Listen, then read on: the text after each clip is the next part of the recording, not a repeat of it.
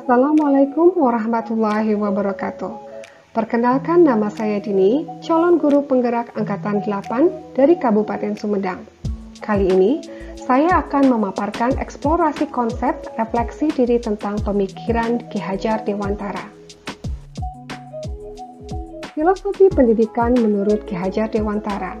Konsep pendidikan Ki Hajar Dewantara yang terkenal dengan semboyannya yaitu Ngarso Sung Tulodo ing Madya Mangun Karso Tutwuri Handayani memiliki tujuan pendidikan yaitu menuntut segala kodrat yang ada pada anak-anak agar mereka dapat mencapai keselamatan dan kebahagiaan yang setinggi-tingginya baik sebagai manusia maupun sebagai anggota masyarakat. Pemikiran Ki Hajar Dewantara mengenai pendidikan dan pengajaran. Pendidikan dan pengajaran menurut Ki Hajar Dewantara adalah hal yang berbeda. Pengajaran merupakan bagian dari pendidikan. Pengajaran adalah proses mentransfer ilmu pengetahuan, sedangkan pendidikan tuntunan terhadap kodrat anak untuk mencapai keselamatan dan kebahagiaan dalam kehidupan secara individu maupun di masyarakat. Potret pendidikan Indonesia sejak zaman kolonial hingga kini. Ketika zaman Belanda, rakyat hanya diajari membaca, menulis, dan berhitung seperlunya.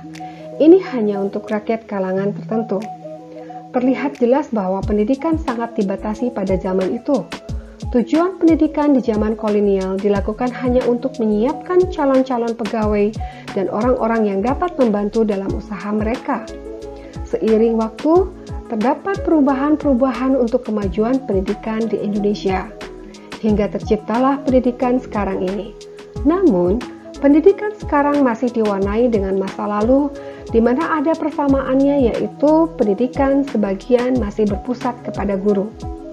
Akan tetapi, bagaimanapun pendidikan di saat ini terus mengupayakan perbaikan-perbaikan seperti adanya wajib belajar 12 tahun dan gratis.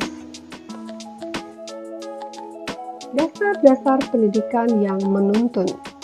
Pendidik adalah pamong yang bertugas menuntun peserta didiknya. Dalam proses menuntun, anak diberi kebebasan, namun pendidik sebagai pamong dalam memberi tuntunan dan arahan agar anak tidak kehilangan arah dan membahayakan dirinya. Seorang pamong dapat memberikan tuntunan agar anak dapat menemukan kemerdekaan dalam kodrat alam dan kodrat zaman. Pendidikan berhubungan dengan kodrat alam dan kodrat zaman. Kodrat alam yang dimaksud adalah kekuatan, potensi, atau keadaan diri yang secara alami melekat pada diri masing-masing peserta didik. Kodrat zaman adalah kekuatan, potensi, atau keadaan diri yang berubah sesuai dengan kondisi sosial, budaya masyarakat, atau perkembangan zaman. Pendidikan hendaknya memperhatikan dua hal tersebut. Interpretasi pemikiran Ki Hajar Dewantara. Menurut Ki Hajar Dewantara, pendidikan dan budaya adalah dua hal yang tidak bisa dipisahkan dan merupakan satu kesatuan. Pendidikan merupakan budaya peradaban yang diimpikan, maka pendidikanlah menjadi landasan pembentuk peradaban bangsa. Inti dari filosofi Ki Hajar Dewantara adalah perubahan. Pendidikan harus terus dinamis melakukan perubahan sesuai dengan zamannya.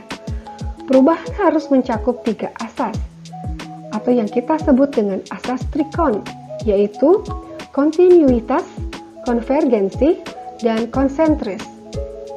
Budaya memiliki perbedaan, adapun pertukaran budaya bukan berarti menyamakan budaya, melainkan hanya untuk menguatkan identitas budaya itu masing-masing. Sekian paparan dari saya ucapkan terima kasih. Wassalamualaikum warahmatullahi wabarakatuh.